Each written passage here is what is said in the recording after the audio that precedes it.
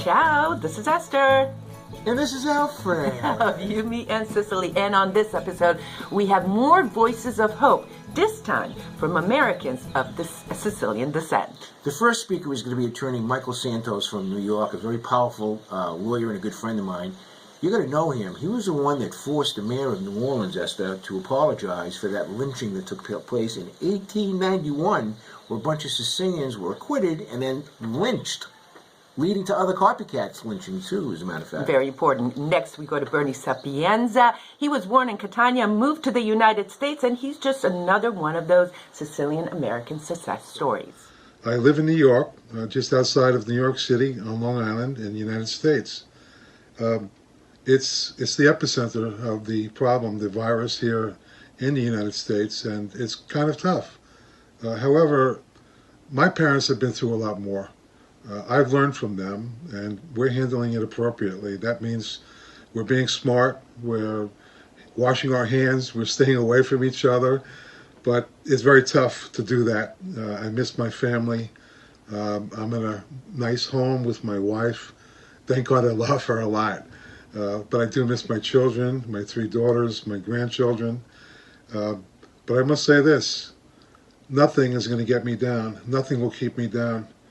When you're faced with an obstacle like this, you either decide to fight it, survive it, and come out on top, or just let it get to you and let you sink to the bottom. That's not going to happen. And I'm sure my friends in Sicily won't let that happen. That's not our DNA. That's not the way we've been brought up. We've faced a lot more tougher and stronger and more difficult obstacles over the years. Don't let this get you down. There are things that we have to do that we don't like to do. Things are a bit tough, but life is not a bowl of cherries, as we say, and we have to make the best of it. So fight. Don't let this get you down. I keep busy with my work, and sure, it's tough economically and socially, but again, do not let this get you down. Stay well, my friends in Sicily. As some of you may know, in Boston, we don't really have the same type of restrictions that some other places have.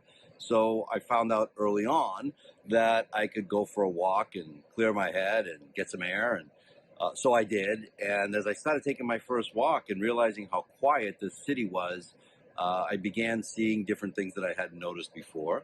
I began a certain appreciation more for the city, and I started photographing it. And as I did, I decided that then I would post all those pictures and put them up on Facebook. A lot of people liked them, so it became a thing. And so I've now taken 5 different walks to 5 different parts of the cities and I've posted them, and people seem to be enjoying them.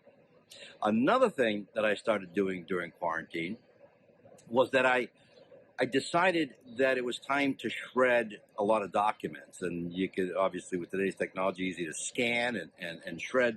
And so I began this process of going through tax returns dating back to 1980. And as I began shredding and scanning, I realized there was something very liberating about that. And so I just kept doing it. The only problem I'm really having now is I think my neighbors are calling the FBI on me because I just keep showing up on the curb every Monday with giant, large garbage bags of shredded paper. Oh, well. In any case, Bern here reporting from Boston. Back to you, Esther and Al. Esther, Truby Civello from Washington, D.C., he's the editor of Primo Magazine, the nation's largest Italian-American magazine, and he's a heck of a guy. Okay, and next we go to our friend Vivian, whose family is from San Vito Lo Capo. In fact, remember a few years ago, I went and knocked on her aunt's door, one of the main streets in San Vito Lo Capo, and said, "Hi, I'm Vivian's friend." I have my wife and children live here in Washington, D.C. I have 2 high school-age kids, and like every place else, the schools have closed down.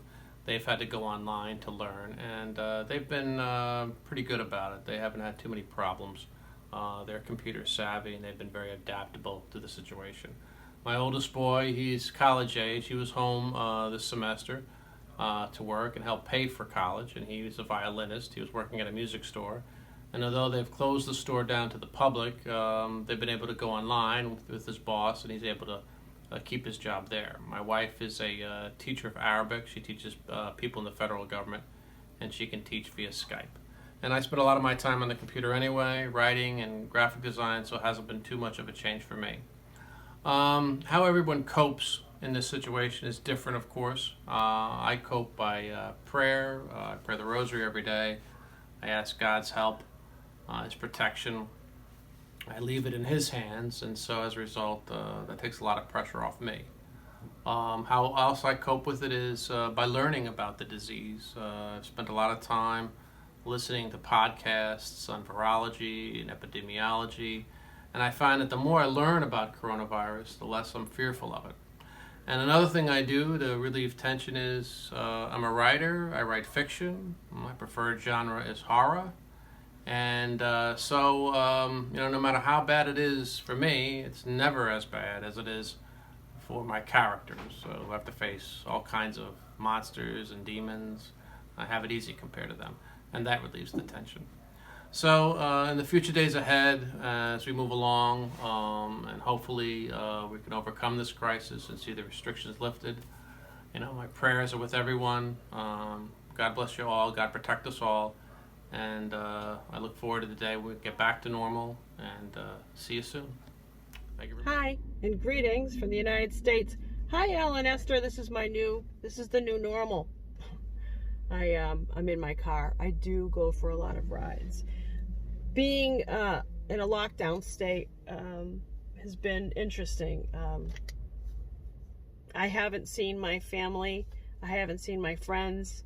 And my parents are in Florida, so I've been alone for a month at home, which, believe me, it's not a bad thing. Actually, I kind of like it. But it's weird. Some people are actually doing what they're supposed to be doing, wearing their protective gear, wearing a mask, gloves, and some people aren't. I've been seeing a lot of people who have not been obeying any kind of social distancing at all, groups of people hanging out together, bonfires on my street, which I don't even know what to say about that. I just boggles the mind. About a month ago, before this started to get, it was more than a month ago, I had an argument with one of my coworkers because I said, you see all these restaurants here? You see all these stores? They're going to be closed. They didn't believe me. I said something about what was going on over there in Italy. They said, oh, that's Italy. That's not us. And all I could do was bite my tongue and shake my head. Of course. Are we any different? Of course not. So I don't know. I think that they're handling it really well in Italy and Sicily. I'm glad things are coming back down. And I appreciate all the videos and the updates and the reporting that you guys do. That's what we're doing. And I just want to wish you all the best. And hopefully this will come back to some kind of normal sometime soon. Hope you enjoyed this episode of You, Me, and Sicily. We have over 50 episodes of You, Me, and Sicily. If you subscribe to this YouTube channel, you'll get the notifications. Also, on www.youmeandsicily.com, you'll find all the videos. What about our Facebook page? Facebook page. Facebook page. What How about about your Instagram? hat? What about How about your hat? Instagram? That too, but what about your hat? My hat, my new Borsalino. I'm breaking it out for the summer. My spirit is getting elevated. Okay, and I'm holding, look at this beautiful ring made by our good friend Jim Ingram. Thank you, Jim, and thank you everyone for all your support of You, Me, and Sicily. Ciao!